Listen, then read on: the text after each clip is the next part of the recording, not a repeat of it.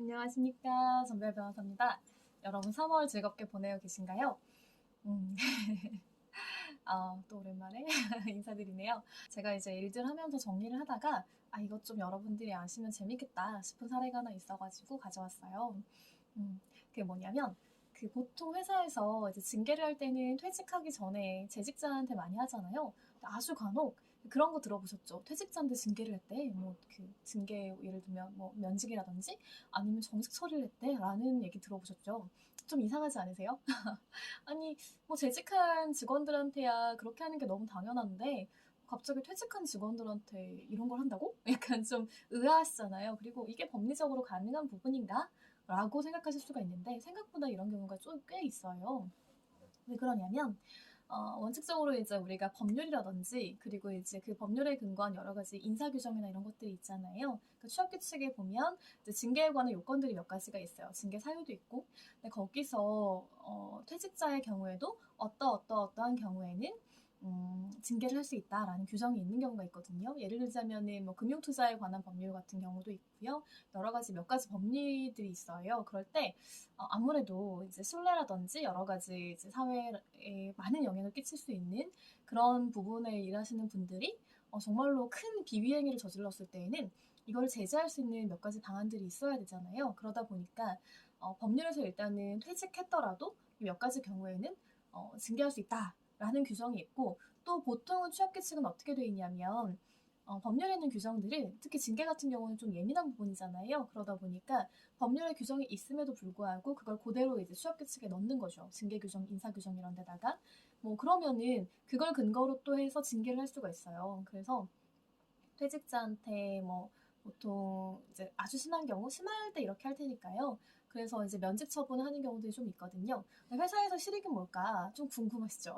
이게 왜 이렇게 되냐면, 어떤 분은 정년이 됐어요. 같은 비위행위를 했거든요. 같은 잘못을 했는데, 어떤 분은 정년이 돼서 나가셨으니까 더 이상 뭐 어떤 그 징계를 하기가 좀 어려운 거 아닌가라고 생각할 수 있는데, 안에 계시는 분은 내부적으로 징계 아직 그 정년이 되지 않아가지고 징계 처분을 받아가지고 면직이 되셨어요. 그랬을 때 여러 가지 다른 효과들이 있을 수가 있잖아요. 첫 번째는 형평성에 관한 것이에요.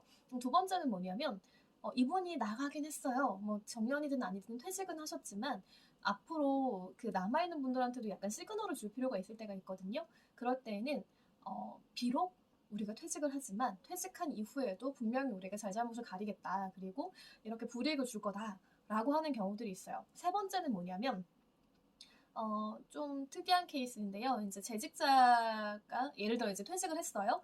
퇴직을 했는데 같은 일자리에 뭐 사람이 필요한 경우가 있을 수 있잖아요. 그럴 때에는 뭐 단체 협약이든 뭐든 간에 우선적으로 이제 고용한다든지 아니면 여러 가지 뭐 규정들이 있을 수가 있어요. 또 한 가지는 뭐냐면 이러이러한 것들로 뭐 징계를 받아가지고 면직을 당했다. 그럼 재입사가 불가능하다. 이런 부분들도 있을 수가 있어요. 규정에. 그러면 이제 징계 처분을 하는 거죠. 퇴직을 했지만. 그래서 징계 면직 처분을 받았다라고 하면 이분 다시 못 들어오시잖아요. 이제 그렇게 회사에서는 현실적인 것도 있는 거예요. 자, 그러면 근로자 입장에서는 어떨까? 근로자들이 정말 이제 뭐 이렇게 비위행위가 있어가지고 징계를 받은 경우도 있는데, 사실은 증거라든지 아니면 회사가 뭔가 잘못 판단한 경우도 아주 간혹 있을 수가 있잖아요. 그럴 때 다툴 수 있느냐? 법원은 뭐라고 보냐면 이런 징계성 면직 같은 경우는 근로자의 여러 가지 것들에 많은 영향을 주잖아요. 아까 말씀드린 것처럼. 그러다 보니까 이 부분은 다툴 여지가 좀 있다라고 봤어요. 근데 다른 사안에서 정직을 받은 케이스가 있으셨거든요. 정직 같은 경우는 어차피 이분이 나가신 부분이고 이제 사실 정직이 보통은 간부하고 좀 연결되는데 이미 다 종료가 된 상황이잖아요. 그러다 보니까 뭐 실익이 없다라고 판단했던 사례들이 좀 있었어요. 그러니까 이렇게 징계가 필요한 경우에 그러니까 이제 그 분에 대한 거 행위자가 잘못했을 때 그리고 뭐 내부적으로 시그널을 준다든지 아니면 이분의 재입사를 불가능하게 한다든지 이런 부분이 있을 때 회사에서는 보통 이제 징계를 결정하는 경우도 좀 있죠. 마찬가지로 징계 사유나 징계 절차 잘 지키셔가지고 하시면 되는 거고요.